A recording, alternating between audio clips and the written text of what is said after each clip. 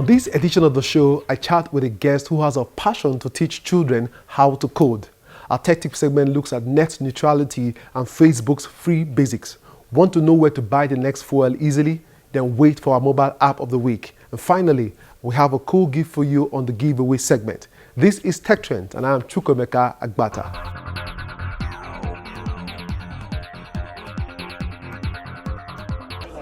From a plane that requires no runway to a prosthetic arm moved by thought, the Pentagon puts a new technology developed by the Defense Advanced Research Projects Agency on display.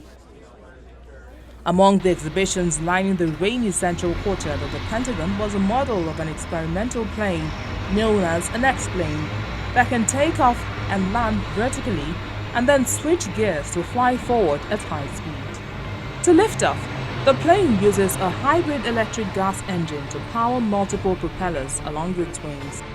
You don't need a runway. You could take off from a grassy field or from a carrier or a smaller boat that doesn't have a runway like a carrier does, and it allows you to take off and land pretty much anywhere that has the space for the aircraft. A test flight of a scaled-down version of the plane in March was successful. Aurora's goal is to have a full-size plane with a 60-foot wingspan that weighs 12,000 pounds flying in 2 years. The military is also focusing on using modern software on the traditional battlefield. The U.S. Food and Drug Administration approved a prosthetic arm developed by Deca Research and Development Corporation, a company founded by Serge Way and inventor Dean Kamen, for amputees in 2014. This year, it's on its way towards becoming commercially available. Fred Downs, a Vietnam veteran who lost his arm after a landmine exploded, demonstrated how he can move the arm by moving electrodes attached to his shoes that function as a kind of joystick. I was a combat lieutenant in Vietnam. I stepped on a landmine called a bouncing Betty, a bouncing mine. It flies up out of the ground and explodes waist high.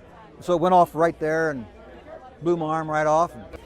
Another DAPRA-funded program at Johns Hopkins Applied Physics Lab has developed a prosthetic limb that can be moved by thought alone. We're operating this just with our mind, just like you do with your natural arm, just by thought, and doing it by myobands, picks up the EMG signals when the brain sends it down via Bluetooth technology, goes into the computer in the elbow, and that causes that has the arm to do what it needs to be done.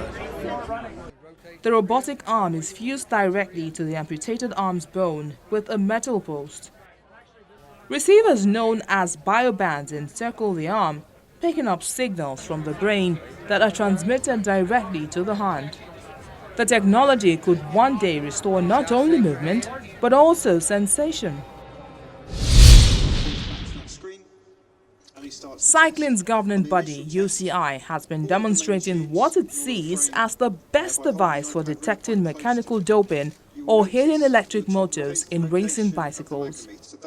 At its headquarters, technical manager Mark Barfield showed reporters a converted iPad, which the UCI is using to test bikes quickly and with at least one success. We use a magnetic resonance test using an iPad, an adapter, and it creates a structured magnetic field. It measures the resistance in that magnetic field, and that gives us an indication of a ferrous item, a motor, or indeed a solid mass.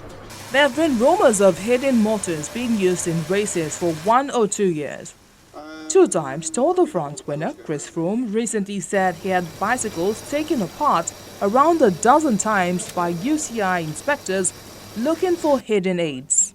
The system using thermal imaging cameras is not as reliable and not as foolproof as the system that we think we've developed. But we can look at using thermal imaging to supplement our system as well, and we will maybe do that from time to time as well. So the message that I want to give out to anyone who's considering cheating in this way is that we will find a way and we will catch you sooner or later, and the chances are it will be sooner. The very first time we deployed this equipment, we caught somebody, and that's a real message, I think, to the cheaters. The rumors said batteries would be hidden in a water bottle on the frame with a small powerful motor to help the rider up hills secreted in the seat post of the frame. Rather than power the bicycle up the hill, a small injection of power could make the pedals easier to turn at crucial parts of the race. Barfield said that the iPad created a magnetic field and detected solid objects breaching that field. Last year, UCI testers examined some of the bicycles during Tour de France.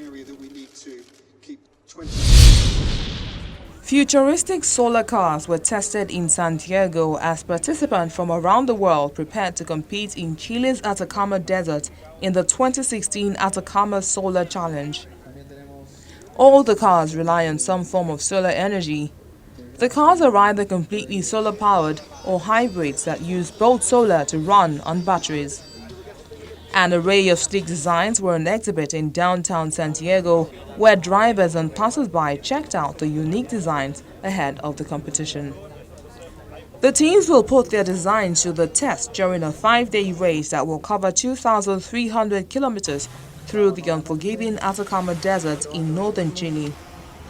This year's edition will include a category called Evolution, in which hybrids that run on batteries will be able to stop and charge at stations installed along different parts of the route.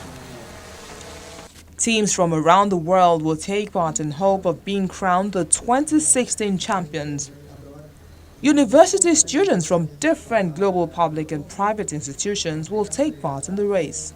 Participants can learn about advancements in solar energy and have a closer look at the solar vehicles and visit within the teams who designed them.